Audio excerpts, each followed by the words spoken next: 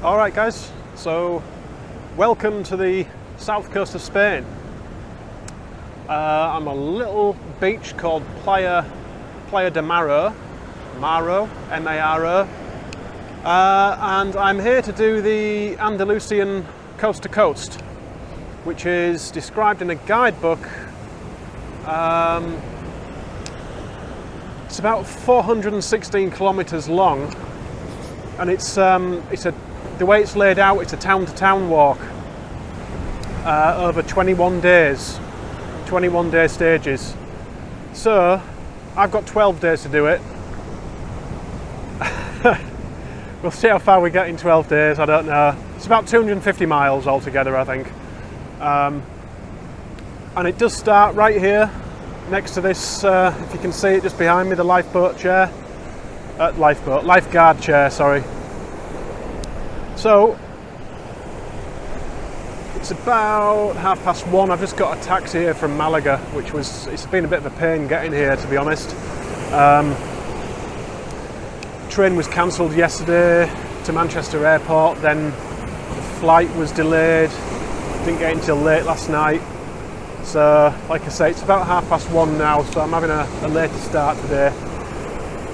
Anyway, this is the coastline. Basically the walk circles away from the coastline and goes up into the mountains, goes through loads of little mountainous villages. They do look really pretty actually. But what I'm going to do is pick my sticks up, then I'm going to go and get my feet wet on the Mediterranean.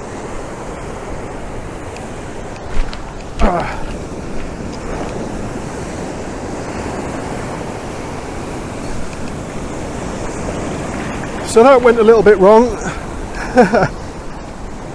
but definitely got the feet wet. So now all I have to do is walk to the Atlantic. So again, I've got the maps loaded in. I downloaded the GPX files from the website, from the Cicerone guidebook website. So I've got them on the Komoot mapping app again. I'm going to use that. Haven't brought the guidebook, so fingers crossed I'm not going to need it. Anyway, I'm going to guess I might be going up those steps there, I don't know. It's quite breezy at the moment. It's not a bad temperature. Definitely cooler than it was in Malaga, anyway. So I'm going to shut this off and then get the map open and we shall get cracking.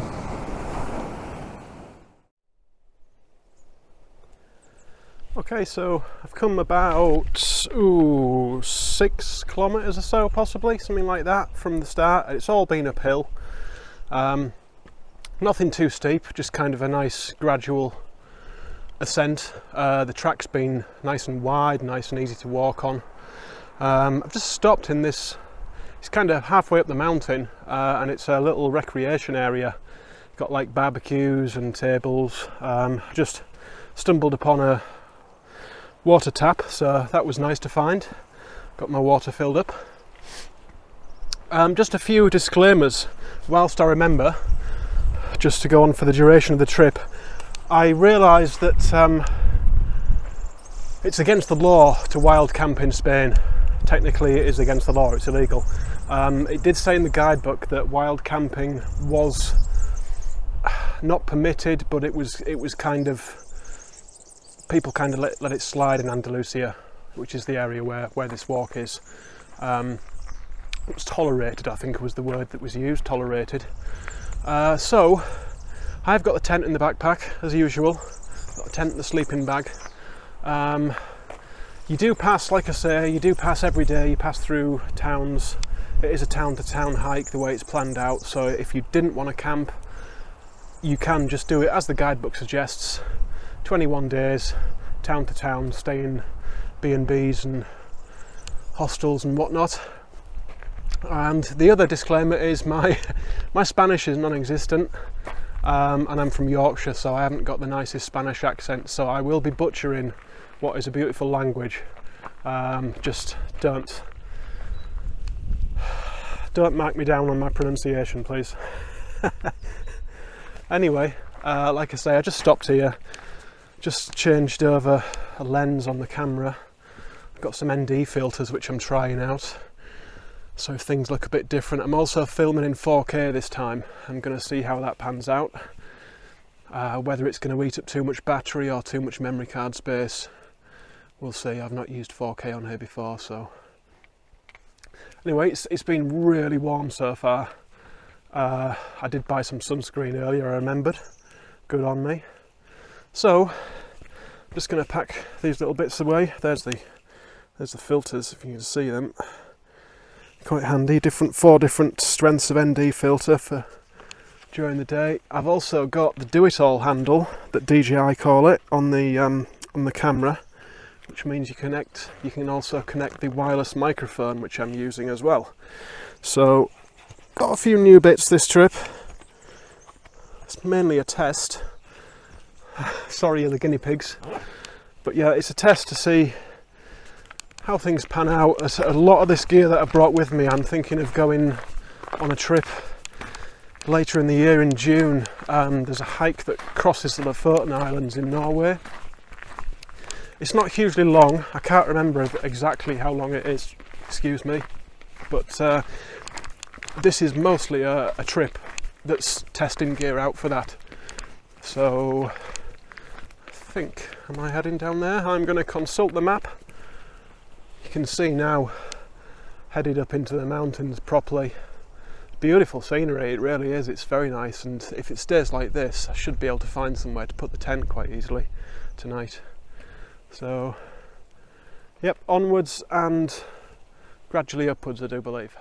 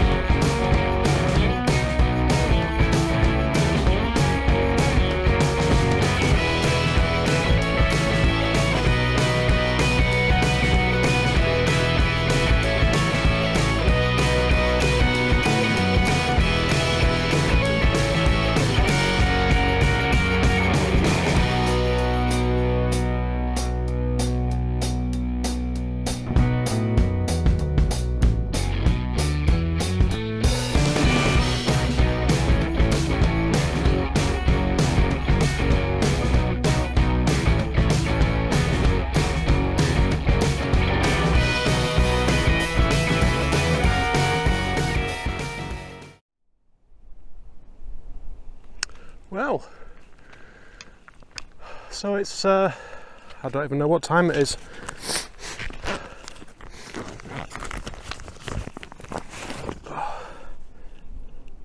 It is 10 to 5. So I've been going about 3.5 hours. The last sort of hour and a half have actually been quite tough. It throws you down the side of that mountain over there, right into the bottom, into the riverbed at the bottom, and then you come back up again. Right at the bottom at the riverbed, you completely lose the trail. It just doesn't exist. So you've got to kind of bushwhack a little bit and work your way out of the ravine, and then you basically up and down across a few more ravines. You wouldn't believe it, 'cause it's beautiful and sunny and bright again now, but it has just been raining. Sort of clouded over quite quickly, and a couple of little showers. One was quite sustained.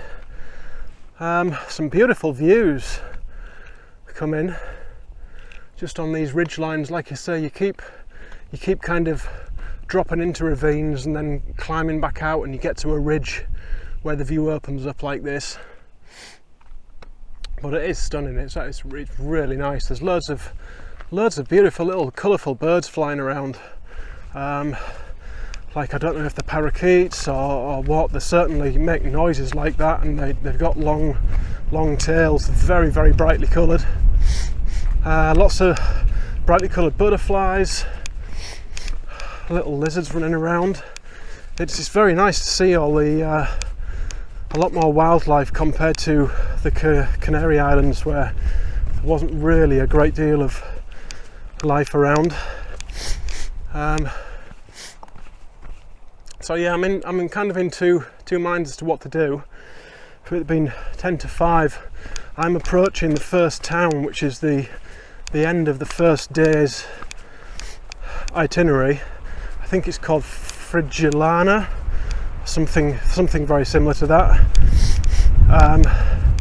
It might be they end up getting a room there, I don't know. I might carry on.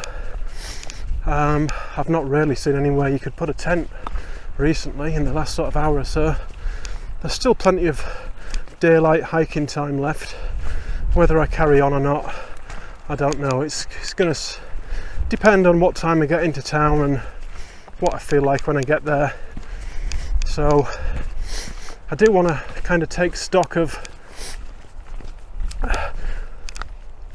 what my pace has been today.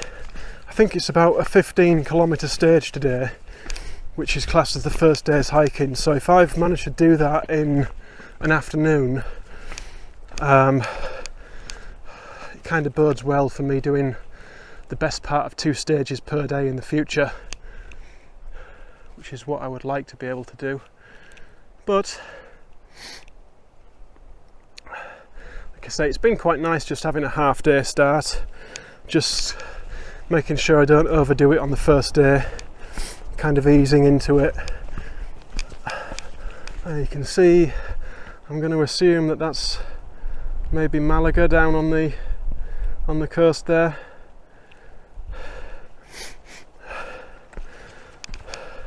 It's hard to believe you're so close to such a built-up area, and it's just, I've only seen about 5 or 6 people in the last sort of 3 or 4 hours.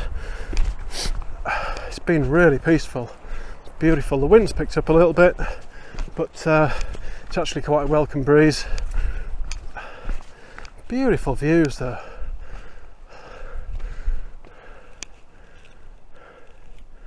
Yep. Very happy with it so far. Anyway, we'll carry on, see how far away this town is, see what time it is when we get there. Alright guys, so I made it to whatever it's called, Frigiliana. So say something, if the rest of the little villages and towns are going to be like this on this trail, then it's going to be beautiful. This place is lovely.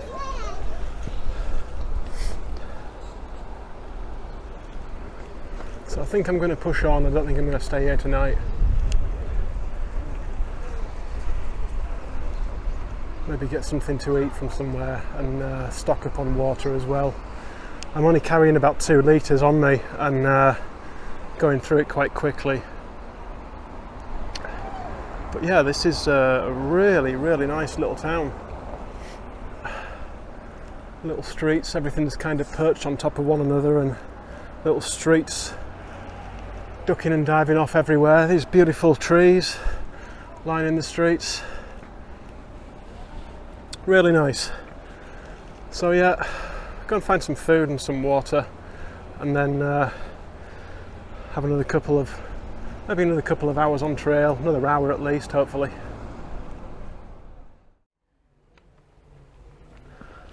I'm not going to lie, this place is beautiful. I just got myself a cornetto and a can of beer and just sat in the square back there. Even the paths are attractive. The grates.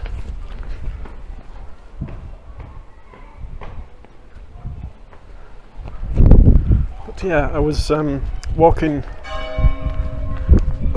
down a little street like this just maybe 10 or 15 minutes ago, and there was 2 guys stood outside a bar, and they just called me over and gave me a handful of nuts that they were eating, and chatted to me a bit, told me to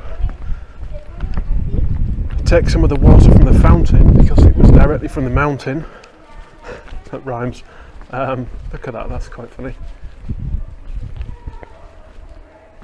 And then started showing me to splash it over my face and all this kind of thing. I think they were a bit drunk, but they were very friendly.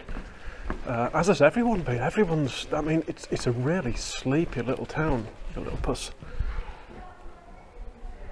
It is what you think of in like the movies.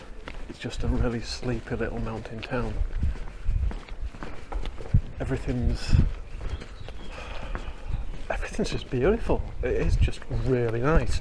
I can see now why it's suggested to take 21 days over this, because I could quite happily stay here tonight and just wander around, be able to get some brilliant pictures, some beautiful buildings, and just so photogenic. But got walking to do, so I'm going to crack on with that.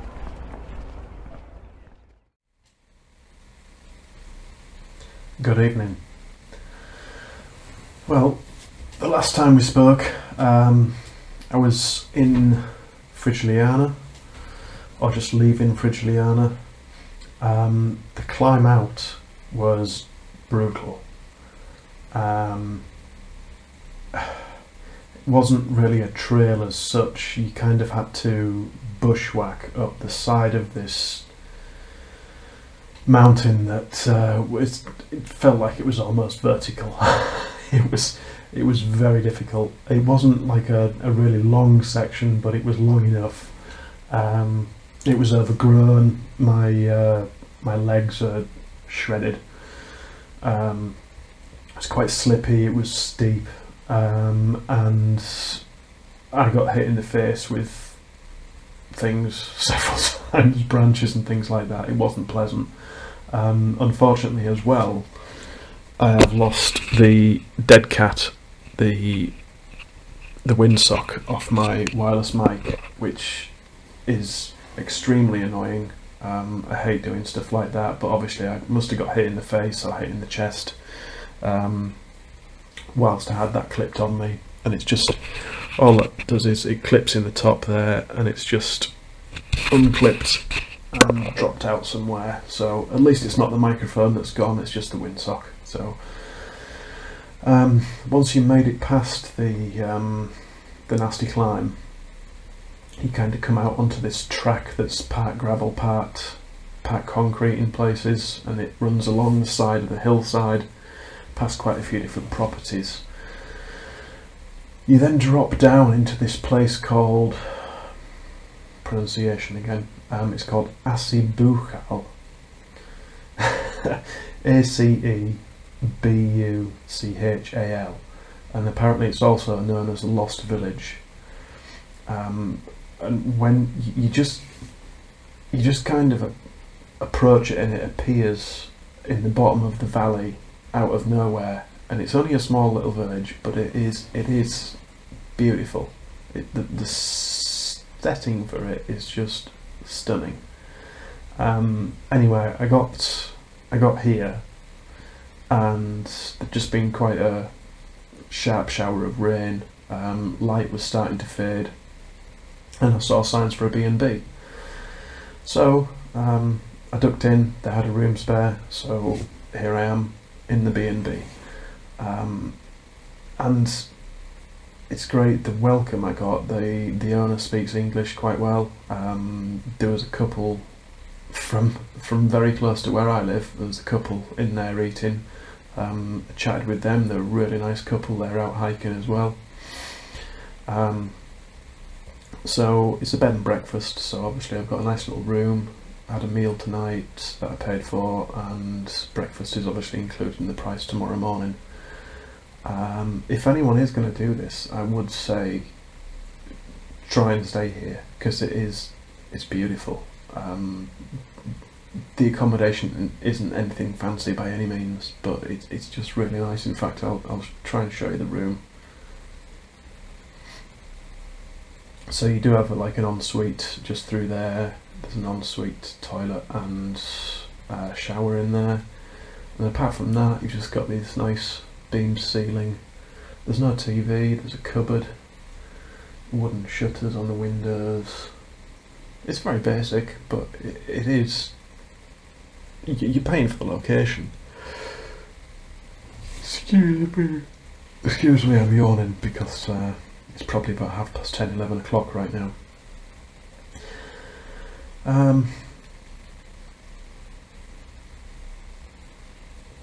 So, yeah, I'm here for tonight. Breakfast is at 8:30 in the morning. Doesn't get light until about 8 AM apparently, so that works out quite nicely. I think I've got around 20 kilometres done today in a half day, so I'm quite pleased with that. I've done quite well. So yeah, that's where we are at the moment, and tomorrow obviously finish off the rest of this stage 2 that I started this afternoon, and then see how long stage 3 takes me. Okay, good night.